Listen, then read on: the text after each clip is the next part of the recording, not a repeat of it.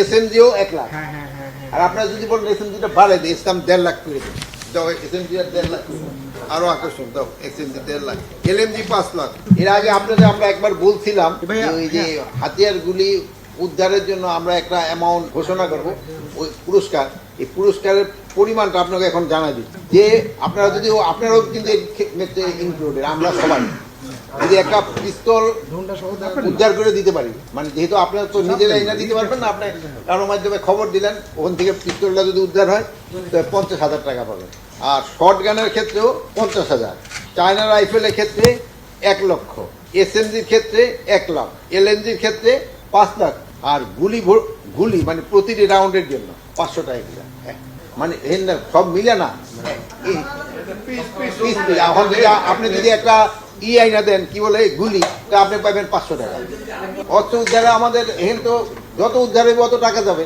যদি আপনি দুইটা অস্ত্র হাতিয়া ধরেন একটা এলএমজি উঠে দিলে তো একবারই 5 লাখ টাকা পেয়ে এইটা, এইগুলি কিন্তু আমাদের লুট হওয়া অস্ত্র। চায়না রাইফেল হলো 1 লক্ষ, এসএমজিও 1 লাখ। আর আপনারা যদি বলেন এসএমজিটা বাড়াই দিই, ইসলাম 1.5 লাখ করে দিন, দাও এসএমজি আর 1.5 লাখ আরো আকর্ষণ দাও, এসএমজি 1.5 লাখ, এলএমজি 5 লাখ। হ্যাঁ,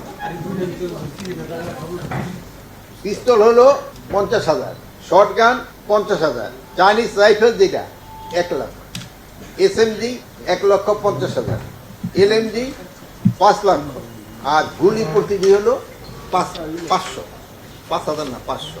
আর একটা জিনিস হলো আপনারা আমাদের সবসময়, আর এই তথ্যগুলি আপনারা যদি জানান, এগুলি কিন্তু গোপন রাখা হবে যেন কেউ না জানতে পারে। আর কতগুলি হারানো হয়েছে আমি কিন্তু এর আগে আপনাকে গতবারের স্টেটমেন্টে এটা বলে গেছি, ওটা একটু দেখেন, আবার বলা যাবে না বারবার, ভাই বুড়া মানুষ বারবার এত কথা কয় না, না এর আগের বলছি ওইটা আপনারা আবার আপনাকে কম্পিউটার আছে তো ওইটা ঘুরে বাইর করে।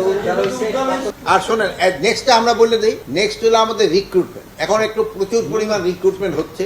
এই রিক্রুটমেন্টের ক্ষেত্রে আপনারা বলতেন যে আমাদের ক্ষেত্রে দুইটা বাণিজ্য, আমরা বড় বাণিজ্য, একটা হলো ভর্তি বাণিজ্য আর একটা হলো পোস্টিং বাণিজ্য।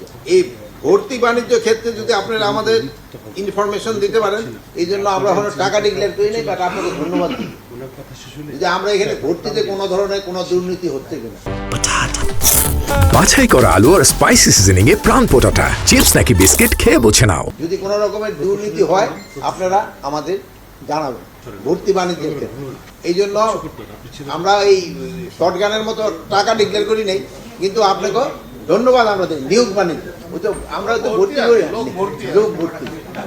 আর একটা হলো নিয়োগ বাণিজ্য যেন বন্ধ হয়, এই জন্য আমরা সব ধরনের পদক্ষেপ নিচ্ছি। এবং আপনারা কিন্তু গত 1 বছরে এরকম নিয়োগ বাণিজ্য সম্বন্ধে আপনারা কিন্তু ওরকম কোনো রিপোর্টও করতে পারেন না।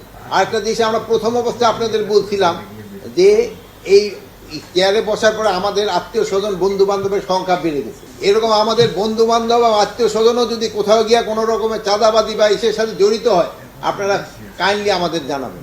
আপনারা আমাদের জানাবেন যে আমাদের কেউ জড়িত হচ্ছে কি। যদি আপনাদের সাথে যেহেতু একটা ভালো সম্পর্ক হয়েছে, হয়তো ভদ্রতার খাতিরে প্রথম হয়েছে হয়তো কানে কানে বলবেন, পরে মিডিয়ায় লিখে দিবেন, আমরা যদি অ্যাকশনে না দিই। কিন্তু আমাদের ক্ষেত্রে আপনারা কারেক্ট রিপোর্টিং করেন। যদি আমাদের ক্ষেত্রে কোনো রকম ইভেন যদি আমরা দুর্নীতি করি, আপনি লিখে দিয়ে যে এই জায়গা থেকে আপনি এত টাকা খাইছেন, আমাদের কোনো আপত্তি নেই।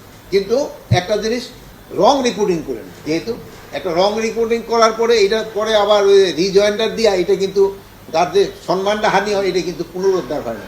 বাট আপনাদের ক্ষেত্রে আমি দেখছি আপনারা মোটামুটি কারেক্ট রিপোর্টিং করেন, এবং বিদেশের ইয়ের ক্ষেত্রেও আপনারা আরও বেশি কারেক্ট রিপোর্টিং করে থাকেন। যেমন বাইরে সত্য রিপোর্টটা করায় আমরা কিন্তু সবাই উপকৃত।